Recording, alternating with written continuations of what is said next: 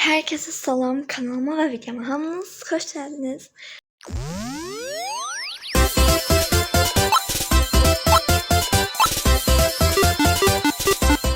Ben Nergiz Mütəllimova. Bugün sizlerle birlikte Granny oynayacağız.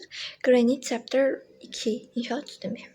İkinci bölümü yani ikinci oyunu. Deməli. Dostlar, bu arada bu oyun hakkında bir tane yani heç nə bilmirəm. Qaçacağımızı bilirəm. Evdən necə qaçmalıyam onu bilmirəm. Onu da özüm öz əllərimlə, öz gözlərimlə araşdıracağam.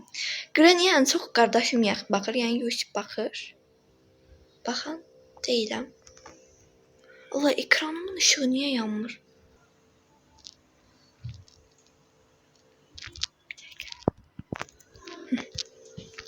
Yəni daxillara falan baxaq.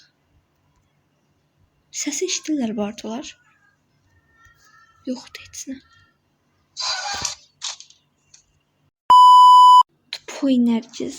Geri zekalı ama of. Yüreğim koptu. Bir dakika. Canlarım benim. Neden bu kadar ciddisin? Ama ben burada ses çıkartırım bir dakika.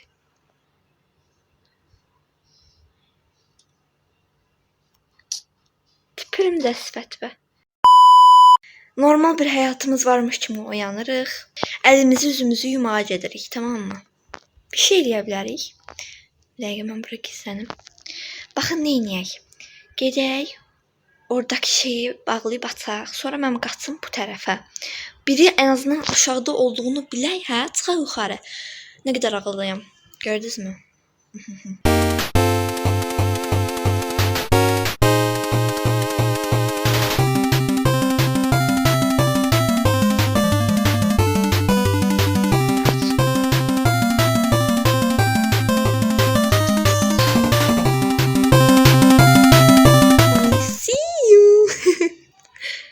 Ay bir dakika.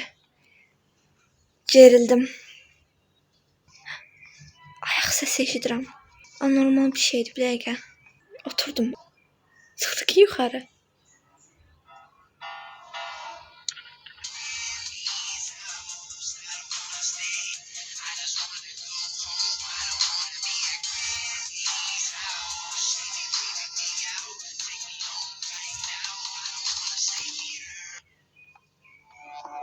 Aynen.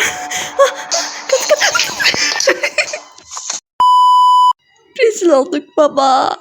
Başımızı qanadıblar. Həyat yaşayırıq. Bu bir mucizedir. Allah, 4-cü gündə ayağımız axsıyır. Bir çıxmağa bacarsam yuxarı. Bura baxmıyorum. Burada ne var?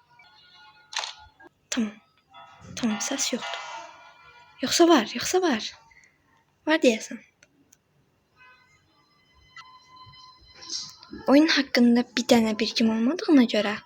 Yani burada tek bildiğim öldürdüğü kızıdı. Başka bir şey bilmiyorum. Ay. Şansıma tüpürme. Zibil. Oy. Onların çıxartdığı səsdən qorxuram şu an. Haydi ekran titrir. Olmur belə. Baba buradadır. Aynen. Yo öyle şey yoktu. Şimdi iberensin ben evde falan gezmirəm. Of. Kaç. Güzel.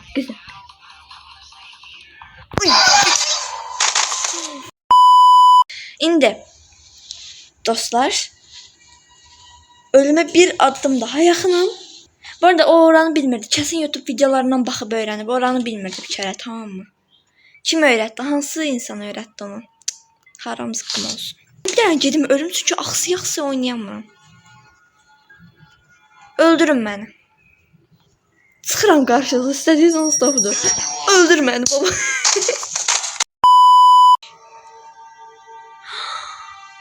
Səhnəni bağla, yox olmaz, gözümü bağlayır. Eləyən söymüşəm.